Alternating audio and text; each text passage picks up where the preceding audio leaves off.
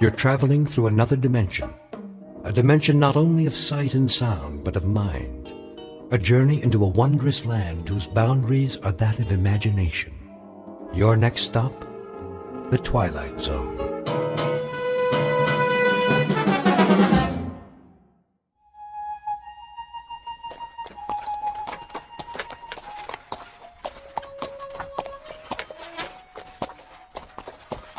How much longer, Chris? Not long. We'll stop soon as we find a place. Where? Look around. We saw the last shade 2 days ago. That's a buzzard up there circling the wagons, and it's been following us since dawn. It's waiting for the next one to die. How's the boy? Still burning up with fever. He can't take any more. All right, honey. Hold up! Whoa! Oh! Hold! We'll stop here for a few minutes.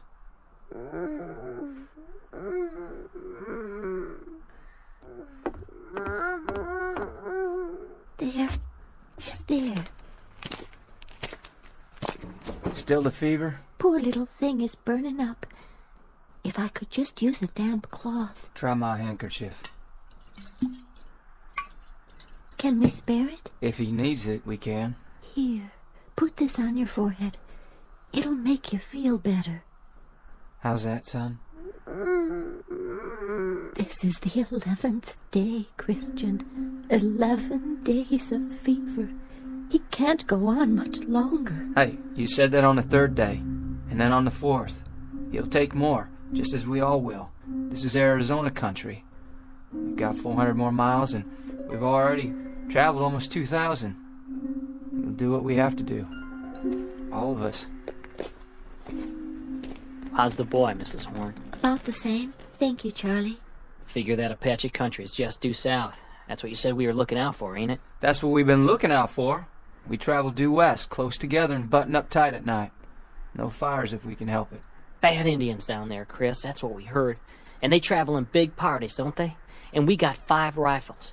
5 rifles, Chris, and a sick child, and 4 wagons, and 7 dead tired men and women. We was dead tired a week ago, and a month ago, and a month before that.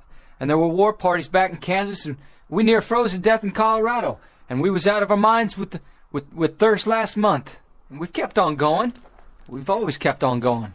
We always... It's this way, Chris. We've been doing a lot of talking and a lot of thinking. And? We figure we ought to turn back. Turn back. That what you all want? Turn back? Chris, we're about at the end of our rope. We're hungry and we're sick. We figure we better do it now, or we're gonna die out here. You turn back and I guarantee it. You turn back and try to go over 1,500 miles of St. Louis again, and you'll leave your bones bleached in one of those deserts between here and there. Or have your scalps taken off. Or you'll freeze to death in a mountain pass. And if you go on, what's going to happen to that beautiful child of yours? Listen, those 1,500 miles are behind us. They're all gone. The heat and the cold and the misery. You can look back at them as things that have happened, not agonies you're going to have to live with. How do you know there's not gonna be more days and weeks and months like it? How can you be so blamed sure? I figure there's only about 400 to 600 miles more to go. 400 to 600 more miles, friends. And then we've made it. We can't stop now. Listen, if we stop, we're dead. That's gospel. We're dead. Could be we're dead anyway. Okay, just give me one more week. 1 week. I'll get us through. I promise you. I'll get us through. What about water? We're almost out of water. I'll get water. I'll find some. How, Chris? With a divining rod? I don't know how, but I will. I swear. The year is 1847. The place is the territory of New Mexico. The people are a tiny handful of men and women with a dream. 11 months ago, they started out from Ohio and headed west. Someone told them about a place called California, about a warm sun and a blue sky, about rich land and fresh air. And at this moment, almost a year later, they have seen nothing but cold, heat exhaustion, hunger, and sickness. The men and their families are now one with the animals and the wagons and the landscape, and they stare straight ahead, numb and glassy-eyed. They are dust blobs whose lives have been reduced to a single function: forward motion. The man in the lead wagon is named Christian Horn. He has a dying 8-year-old son and a heartsick wife, once beautiful but now gaunt and drawn in the merciless desert air. Her husband is the only one who has even a fragment of the dream left, Mr. Chris Horn, who's about to go over the rim of a sand dune in search of water, sustenance, and survival, and who, in just a moment, will find himself heading into an uncharted territory known as the Twilight Zone.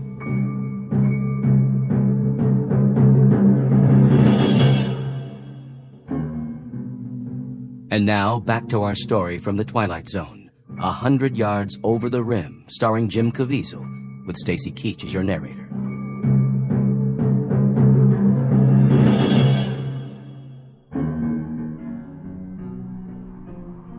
A man had best not make promises he can't keep. I give you my word. And food and medicine for your child? We'll have those things. We'll have food and medicine and everything else. If you can just keep going. Just keep going and don't look back. Look out there instead. Look west. We don't even know where that is anymore. Don't make any decisions yet. We can't stay here anyway. Once we're past the trail, we'll be able to rest a couple of days. I'm almost out of water, Chris, and food. I'll go up ahead, over that sand hill. I'll do some checking around. Stay here now, all of you. Martha, give me my rifle. Chris, you might look for a shady spot, a pretty spot where we can. I won't talk about burying our son. Not now. Not while there's life in him. How far you plan on going? Just over the rim there, 100 yards or so. Might find a stream or something. Maybe some game. A rabbit or two. Never can tell. I guess that's true enough, friend. You never can tell. Stay close to wagons and keep them bunched up. Hold on, Charlie. All of you. Just hold on. I'll be right back.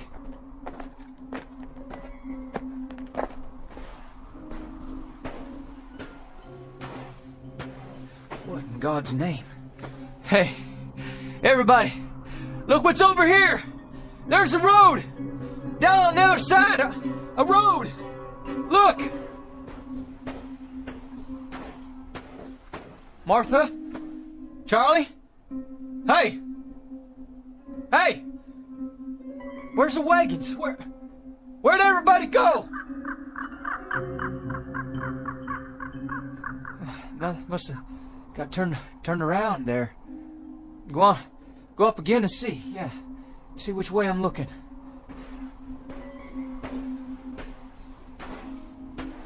What's going on? What in the devil's name is going on here? Road's hard. And black. What the? What these poles doing here? All these wires?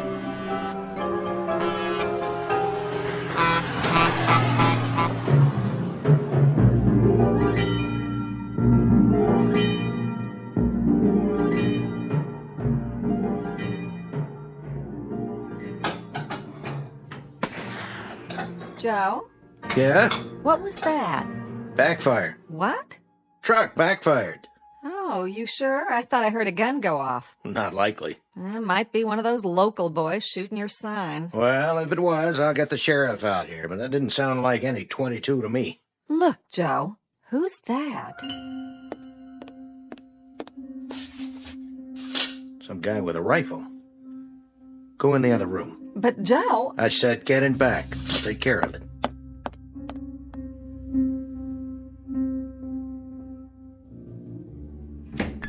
Howdy. Did you see it? Did you see that thing? What thing? That monster. That big animal or monster, whatever it was. It almost hit me. Monster? No, I didn't see anything like that. If there was anything, it never got to here. It must have. It went by me just a mile or so back. You mean... You don't mean the truck? What's a truck? Hey, are you all right? You wouldn't have any water to spare, would you, mister? Any extra, I mean. Water? Sure. Come over here and sit down before you fall down.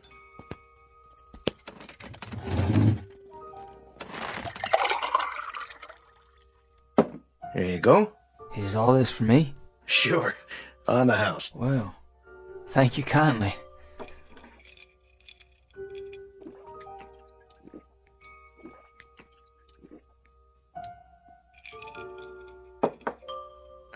You want some more? You got more? Sure do.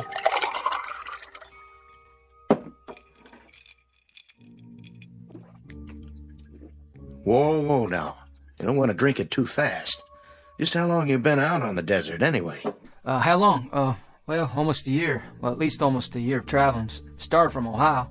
I had 6 wagons to start with. One of them was burned by Indians, and one turned back. Indians? Wagons? What are you talking about?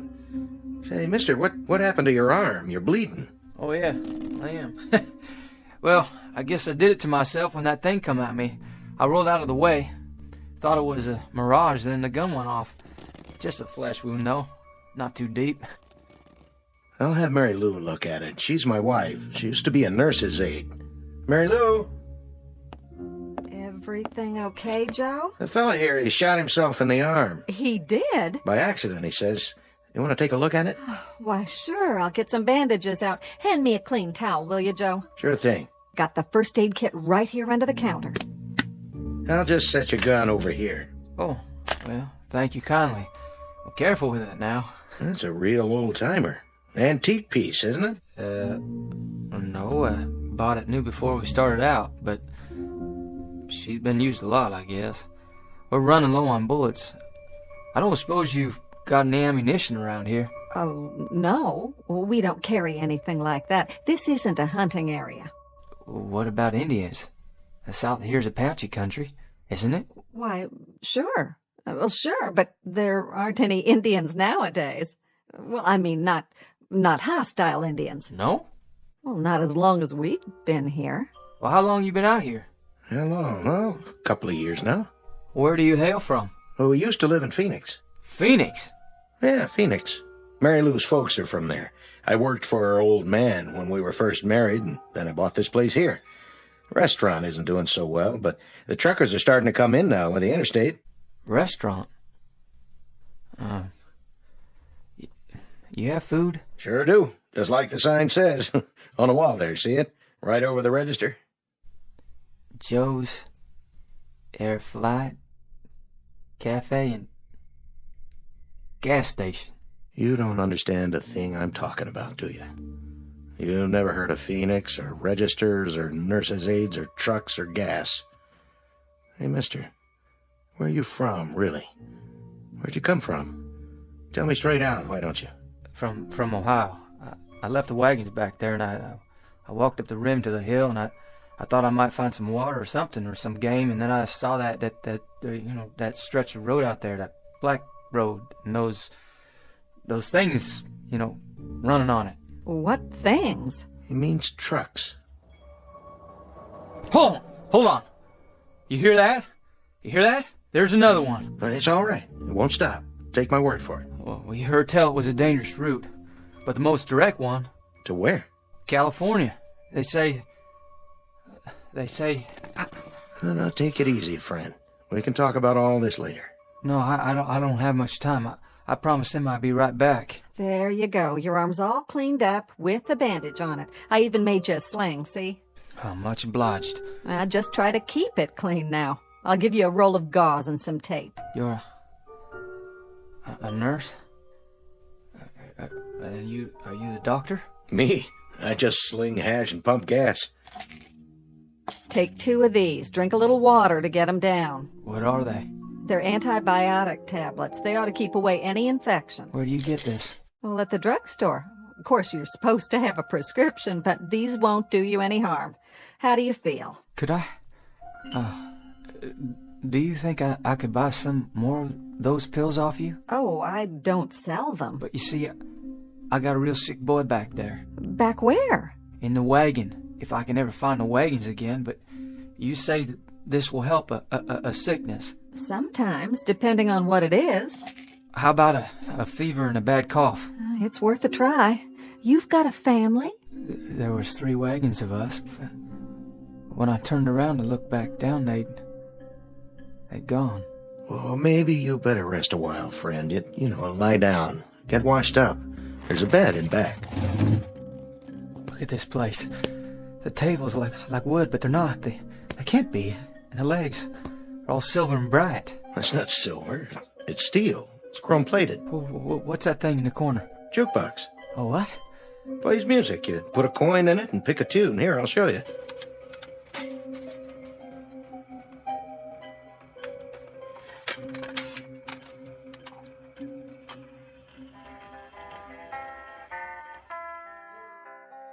Hey, where's that coming from?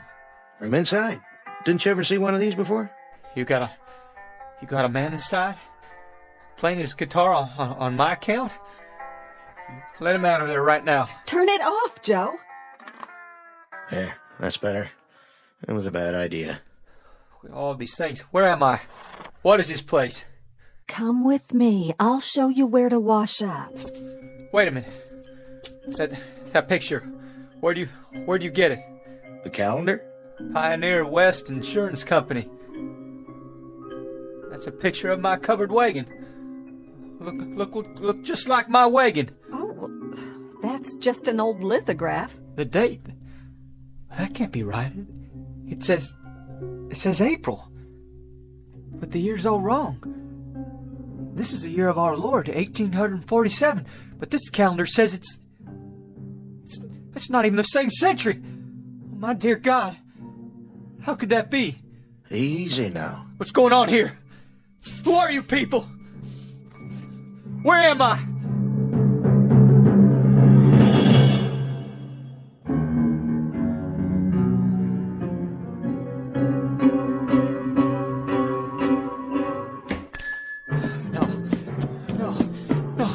No! You better stop him, Joe. He'll get himself killed.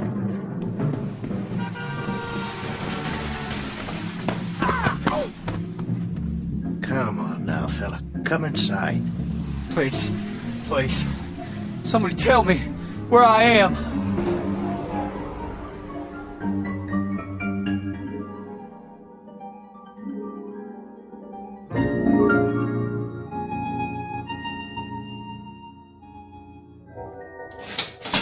$1.84 your change. You keep it, dollface.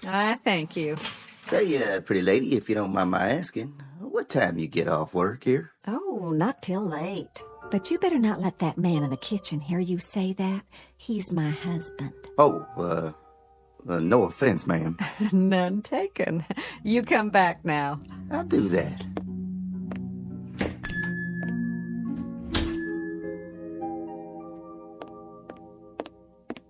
Doctor still in back? He is. Been a while now. I made a club sandwich for the fella. You think you want some soup, too? Well, you better ask Doc first.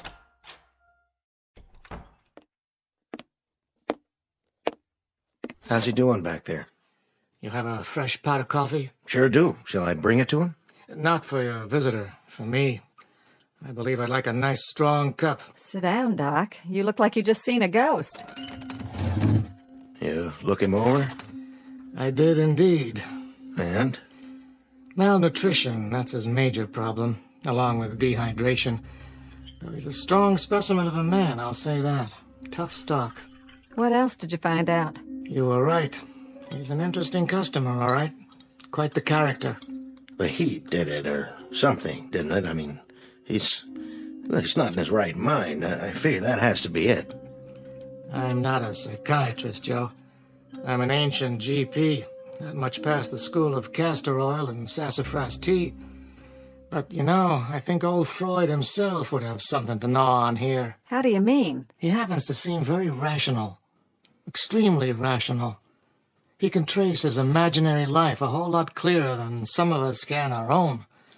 His recall of details is amazing. Or it would be if they were true. Maybe they are true. I mean, maybe he read it in a book somewhere. There's lots of books about the pioneer days. I even know a lot about my people, how they came out here. Now, one other thing. A little parenthetical aside, let's call it. The fillings in his mouth. There are two. Well, let's just say no modern dentist drilled them. Yeah, his clothes, too. They didn't come out of an Army-Navy store. No, they didn't. They're the real goods, circa 19th century. And you saw that squirrel shooter of his, Joe. Sure, but it's an antique. An antique that isn't more than a year old?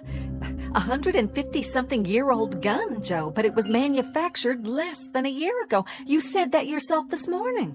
What's it add up to? Look, Doc, if you're trying to tell me... I'm not trying to tell you anything, Joe. That is to say, I'm not trying to make any point of my own. All I'm giving you is the benefit of some observations from an old hand. He says he's a pioneer, and when he climbed up to the top of that hill out there, he was living in 1847. That's what he said, all right. He seemed so sure. Well, we're three normal, rational human beings here, and we know that sort of thing doesn't happen. So he's suffering from some kind of delusion. But it's a delusion of the purest form. Frankly, I've never heard anything like it. Not with this degree of detail. The way he describes his wife, his son, the wagons, the other people, it's with genuine emotion. He's lying in there right now with tears rolling down his cheeks, worried about them. He said his boy was sick. He told me his boy was dying. And from the way he described the symptoms, I'd call it pneumonia. That's why he wanted the pills. Which pills? I gave him some antibiotics for the wound in his arm, and he wanted the whole bottle so he could give some to the boy. I don't get it, how someone could be so sincere. I just don't understand it. I don't either. Which leads me to the next question. Yes? What do we do with him, Doc? Precisely what I'm going to deal with right now. Where's your phone? Behind the counter. But wait, who are you calling? The authorities, so they can get him help. Oh, that won't do him any good, will it? They'll lock him up in a rubber room and throw away the key. Once he's turned over to the state, he'll get a thorough examination. They'll know what kind of help he really needs. Yeah, the funny farm. Oh, Doc, I've heard about those places. They're bad news. Nobody even knows you're in there. They can do anything they want. What are you suggesting? That we pack him a box lunch and send him on his way? You think he'll survive out there? He doesn't know where he is. And even if he figures that out, he'll die of heat exposure before the day's over.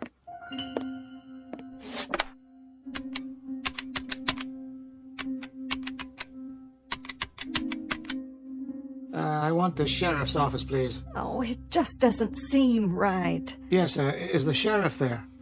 Oh, in his car? Well, that's even better. Can you radio him to get over to Joe's Diner as fast as he can? We've got a man here who needs looking after. No, not violent, but he should get here real fast anyway. Yeah. Thanks. Oh, Joe, I hope we're doing the right thing. So do I. Well, at least he's calm now. As calm as any man would be if he suddenly woke up and thought he was past his time. That's enough, Doc. Well, hello, Mr. Horn. This book, it was in my bedroom. Well, that's the encyclopedia. I was looking through it. I found something. What? Well, this here. Horn Christian Jr., M.D., famous for his early work in childhood diseases, pioneer in vaccine research. Born 1839, died 1914. That was my son. That's Chris Jr. So I guess I'm either crazy or the world is turned upside down. But I think I got put here for a reason. Oh, you did. I just know it. For an important reason. What are you doing? You've been gracious and kind, and I appreciate it. But I gotta get back. I'll just get my gun now. Horn, we want to help you. But help means rest and medical attention. I can't let you leave like this. Come on, son. Come over here and sit down. I've called for the authorities. The authorities? Well, listen, I don't know who they might be, but I've got no time to wait and find out. Horn, please. Hey, don't Don't go trying to stop me now. I know my purpose. I'm going to finish it. Well, my life don't add up to much. Listen to us. Please, Mr. Horn. You take your hands off my gun, mister. You okay, Mary Lou? I'm fine. The gun just went off when he took it. And blew out my plate glass window. Horn! Horn, come back!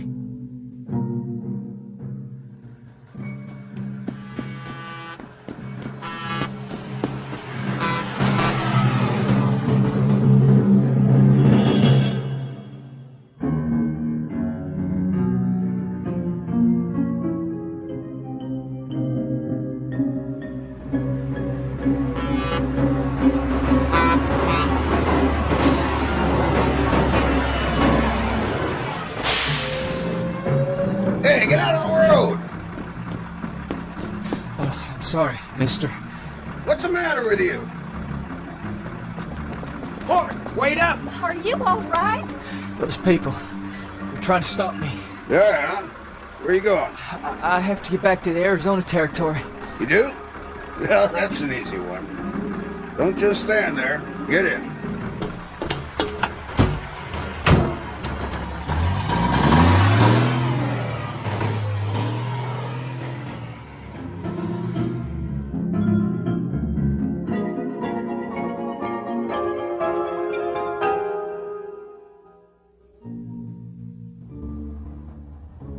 In the belly of a beast. How's that? What is this contraption? Peterbilt 18-wheeler. Best long-haul rig ever made. Where's your team? I ain't a teamster. Strictly independent. But your horses. All the horses you want right under the hood. Sweet, huh? Where you say you're headed? California. We were headed for California. That's where I'm going. Good country out there, is it? Easy living, if you ask me. Everything a man could want. And land of work? Any seed you plant, it grows tall. That's what I heard tell. Suppose I could give you a ride all the way in, so I'd have somebody to talk to. I'm going to California, but I can't get there this way. What are you talking about? It has to be the same ridge, right around here. It was. Mister, you have to let me out. Say, look at that. Sheriff's car moving like a bat out of hell. Please, I made a mistake. You've got to stop this machine.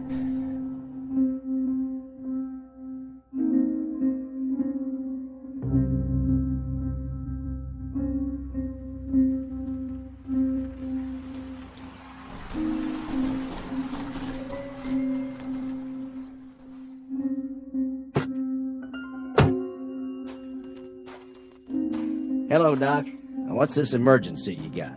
Not exactly an emergency, Sheriff, but since I called, it might have turned into one. Sheriff, you gotta stop him. That's right. He won't make it out there. Hold on now. What you trying to tell me? Mr. Horn, Sheriff. Horn, is it? He's the man I examined. It's a long story, a pretty strange one. The point is, now he's run off. Well, where? He headed for the ridge, where he came from. So, he came in out of the desert? And now he's going back, about a mile up the road. Well, don't worry. I'll find him.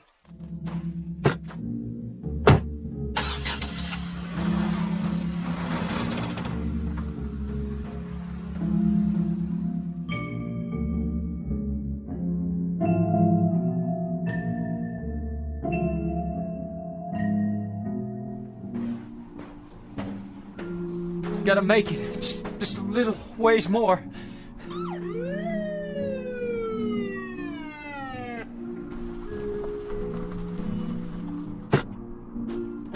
You there! Hold it! No, you don't. Not now. Drop the gun, son. I said, drop the gun. All right, now come on down real slow. The pills. I dropped the pills. That's it. Now put your hands in the air. Got it! I said halt! Halt, son, or I'll shoot.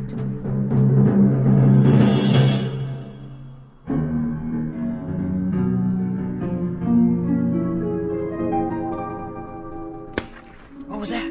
Sounded like a shot. Maybe Chris got himself a rabbit. But he ain't even had time to get up the ridge yet. Martha!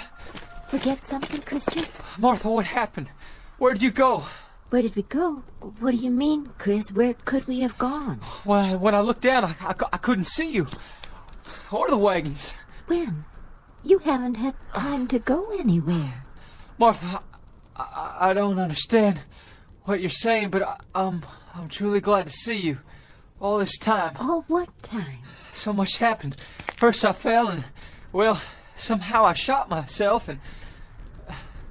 It doesn't matter. I have so much to tell you. But how could you? Chris, honey, you just left a second ago. What did you forget? Forget? And what's that in your hand? Oh, that's a medicine. Medicine? Where did you get it? Never mind. Oh, Lord. Give him some water. Give him 2 of these. I think it may save his life, Martha. I see. As you say, then. Chris? Charlie. Short trip. Was it? Nothing much on the other side, I guess. You'd be surprised, Charlie. You'd be mighty surprised. There was a whole lot to be seen at that rim. A whole new land. And you know something else, Charlie? Us. People like us. We're the ones responsible. That's the truth. People like us. What's Orrin talking about? Listen, he's saying something. He wouldn't talk like that unless it was important. There'll be a highway. And machines. And a whole new land. And we're the ones who began it. What are you saying, Chris? Where'd you see all that? Up on the rim. It was all laid out before me like the New Jerusalem. Wide, hard roads, all black, with no holes in them. And machines and... I gotta see for myself. Me too. Let's go. Up the ridge, he says.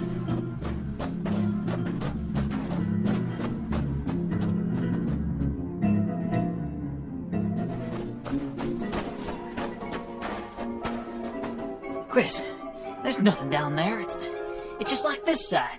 Sand and desert and miles of nothing. Oh, but there will be, Charlie, there will be. Just you wait. It may not happen in our lifetimes, but it's coming. It'll be here, all of it. Sooner than you think. If you can hold on to what I'm telling you and keep the faith.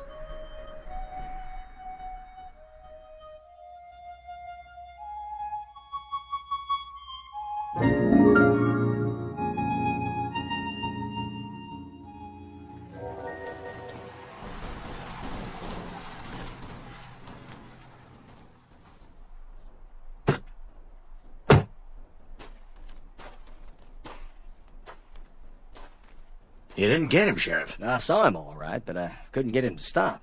Fired a warning shot, but I didn't scare him none. Look, I wouldn't worry, Joe. He can't get very far. Don't worry, we'll find him. Thanks, Sheriff. You say he had a gun? That's right, a rifle. This it? It can't be.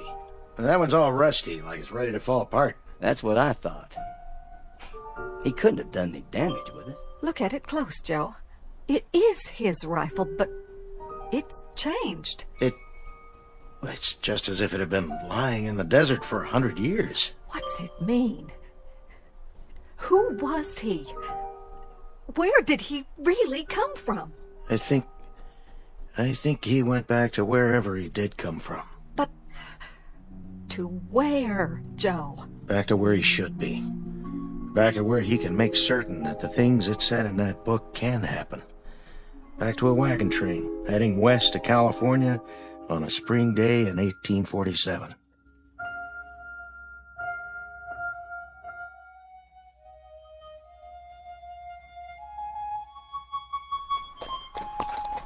Giddy up, boys. We're going to California. And my son, too. He's got a whole lot to accomplish out there. A whole lot.